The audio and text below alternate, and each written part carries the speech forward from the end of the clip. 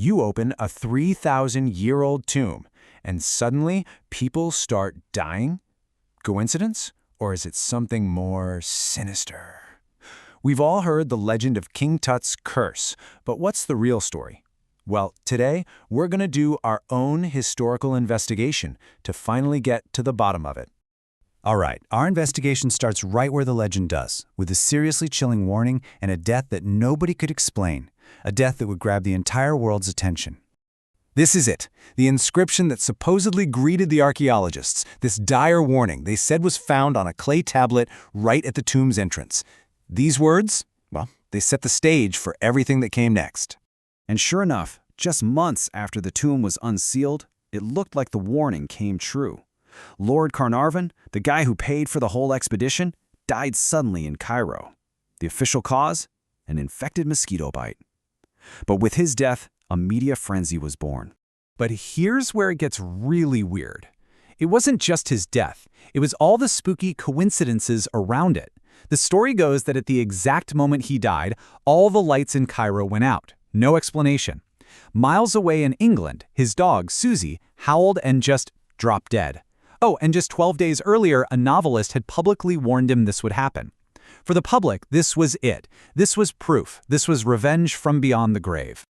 Carnarvon's death was really just the beginning. The press started connecting every single tragedy that followed, no matter how unrelated, right back to that tomb. They were building a terrifying legend, one death at a time. And the list of victims just seemed to grow and grow. A financier dies of a fever after visiting, the curse. An industrialist gets sick and dies, another one for the curse. The media took all these separate tragic events and wove them into one single horrifying story. I mean, the most shocking had to be Lord Carnarvon's secretary, Richard Bethel, and then his poor father, who upon hearing the news jumped to his death. The papers immediately blamed the pharaoh. By 1929, the number was a staggering 22.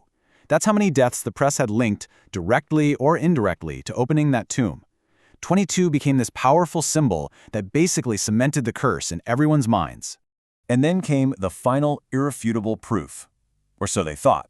When they did the autopsy on Tutankhamun's mummy, they found a lesion on his cheek in the exact same spot as Lord Carnarvon's fatal mosquito bite.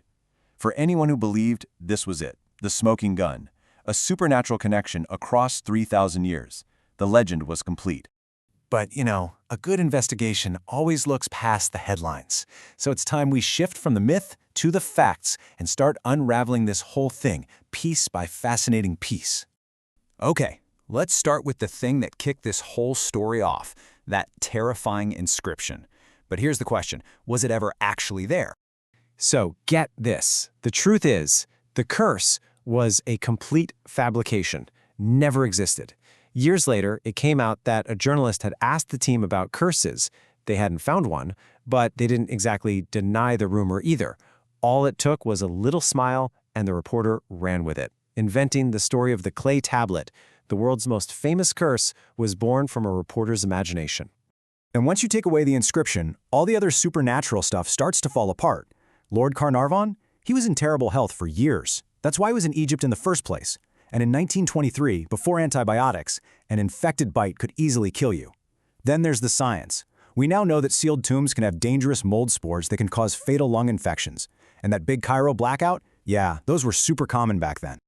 But maybe the biggest scientific nail in the coffin comes from a study in the British Medical Journal. They looked at the 25 people who supposedly died from the curse. And you know what they found? Their average age of death was 73. That's actually a little higher than the life expectancy for their social class at the time. So if anything, the curse was letting them live longer. So, if there was no curse, what was the real secret of the tomb, right? How did it stay perfectly hidden for over 3,000 years, completely untouched by tomb robbers?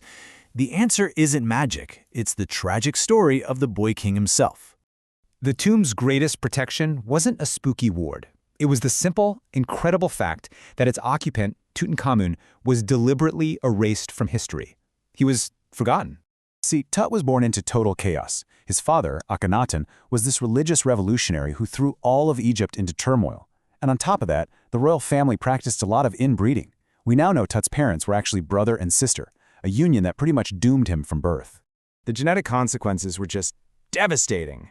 He had a clubfoot so bad he couldn't walk without a cane, which explains why they buried over 130 walking sticks with him. He had painful bone diseases, and we even found evidence of malaria in his mummy. This wasn't some mighty pharaoh. He was a frail, sick young man who died before he was even 20. So, after he died, the rulers who came after him wanted to erase the memory of his father's crazy reign. And since Tut's own reign was so short and pretty insignificant, they just wiped his name from all the records, all the monuments. He became a historical footnote. His tiny tomb was forgotten, and that's why it survived. And all of this leads to this really profound irony, right? The boy king who was deliberately forgotten by his own people is now the single most famous pharaoh in history, all thanks to a curse that never even existed.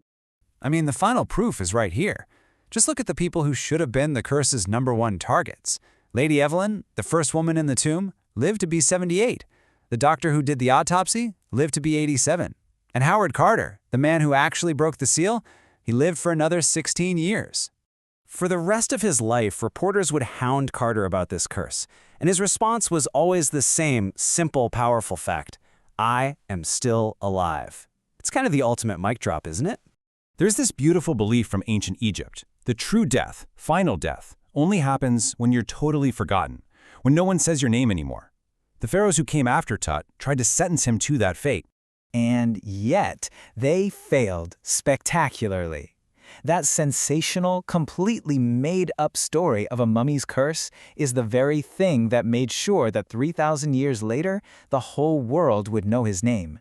The boy king they tried to erase is now unforgettable. And maybe that is the most powerful magic to ever come out of Tutankhamun's tomb.